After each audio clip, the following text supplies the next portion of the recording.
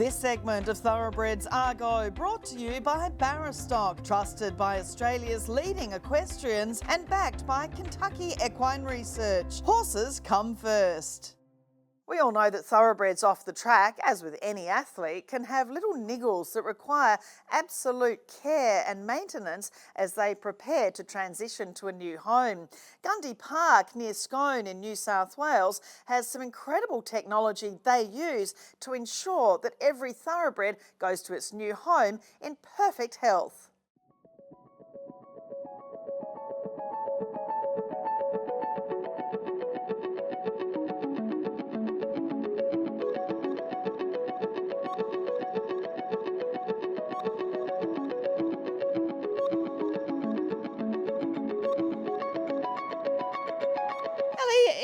It's obviously a very wet day here at Gundy Park, but tell us a bit about the property and your background and what you do here. So we're on 500 acres here. We've been here for 25 years. Originally the plan was about getting horses off the track, campaigning them up to high level eventing and selling them on. I used to have a team of 15 horses. I competed for Australia, internationally, and won some of the biggest events in the country. And they're all on horses off the track. Unfortunately, I broke myself. I've had 2 hip replacements, my knees need replacing, and I spent a lot of time in rehab, and that gave me the idea about starting it up for horses. After a few years, we've developed the rehabilitation facility. Our main aim is to rehabilitate injured horses, tendon injuries, post-surgery, things like that.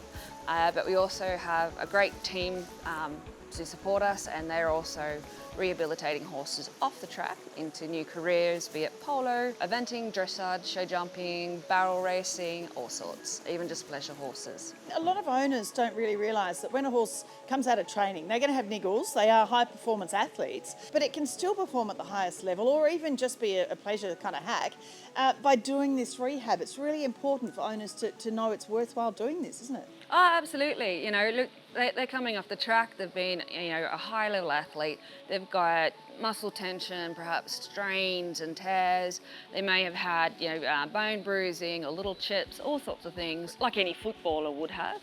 It's worth spending that little bit of time, a little bit of money in correcting those little problems through hydrotherapy, using massage therapy, corrective shoeing, training exercises. And you've got a horse for the next 20 years or even longer, and something that can go on and be quite competitive. There's plenty of them that have gone on to the Olympics, won gold medals, but also, again, the barrel races, even the cutting and polo, plenty of polo ponies. For someone taking on a thoroughbred that might need some sort of rehabilitation, I mean, the general theme seems to be, let's put it in a paddock for 6 months or 12 months. What are the benefits of actually being proactive with the horse and actually giving it an advantage by working on it? I love using footballers as an example, right? My dad used to play for the Roosters. He was an ex-pro footballer, and I can assure you any time that they get an injury, they don't go sit on the couch for 6 months.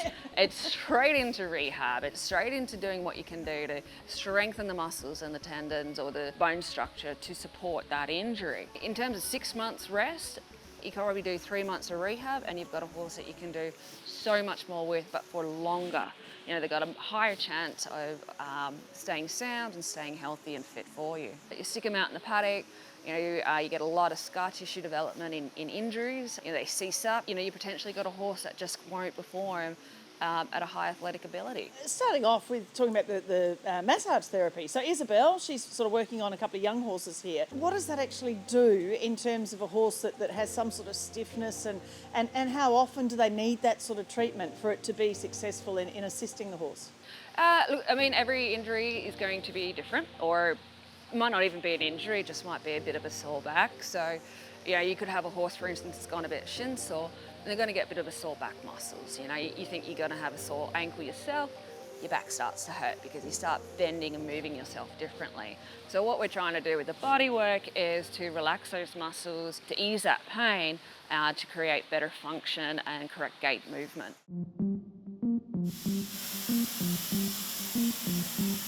And the cryotherapy I find quite fascinating as well. Tell us how that works. You're really focusing in on a spot in the horse to treat. You've got two forms of cryotherapy. You've got, a lot of people would know, for human use is a cryo chamber, where you're submerged into this gaseous chamber for about 15 minutes, similar to an ice bath, where you're slowly cooling the skin's temperature down, and it's an all-over treatment, so you're not specific to the injured area. What we're doing with cryotherapy is, because it's so rapid, you're constricting the blood vessels very quickly, and that creates thermic shock. We're talking within about 15 seconds maximum. Thermic shock then creates a blood flow through the blood vessels that causes them to dilate. You get up to 400 times more blood flow. That is a protein and oxygen-rich blood to that specific area. So, you've got a muscle tear or a torn tendon or a stone bruise.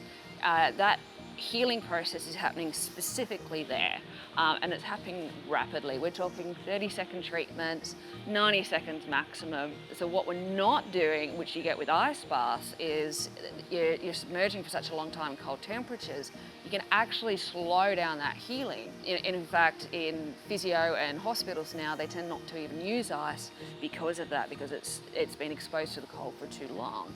But what we're doing, it's not about keeping it cold for a long time. It's actually about increasing blood flow and the lymphatic system. So we're getting some fantastic results with all sorts of different areas of treatment, be it dermatitis, muscle strains, and even things like mud fever, dermatitis. I've previously treated a stallion in the area that had been suffering for about 3 months. They just couldn't keep the mud fever down. His pasterns were very swollen, very oozy. They were a bit sceptical to start with, but by day 3, they noticed the first time the horses improved. By day 5, the mud fever had cleared up. There's a lot of ways we can apply it. We can use it for a warm-up because you're increasing the blood flow, but it also has a recovery benefit as well.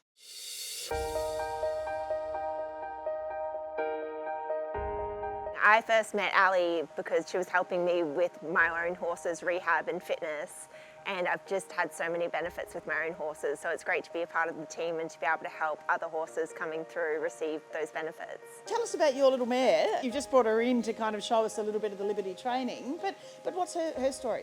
I first met Red when she was a breaker. I worked for Fred and Mary Moses over at Canangra as their rider, and I rode Red all the way from pre-training through to track work. And I just absolutely loved her, and I was very lucky that Mary let me have her when she finished her racing career last October. It's great to see a mare. I mean, I always love seeing people that are riding off-track thoroughbreds and they're mares because they're so willing and they're so smart, and it breaks things up, doesn't it, from so many people with geldings? It really does, and I find the mares will really, really try for you. They'll give you their absolute best once you have that connection with them, which you probably saw a little bit today. Red and my connection is still building. It's still a newish partnership since she's retired from racing. She would probably much rather be in the paddock with her friend, but she still really tries for me. I mean, that was the first time I've ridden her without a bridle in 6 months, and she was pretty much perfect.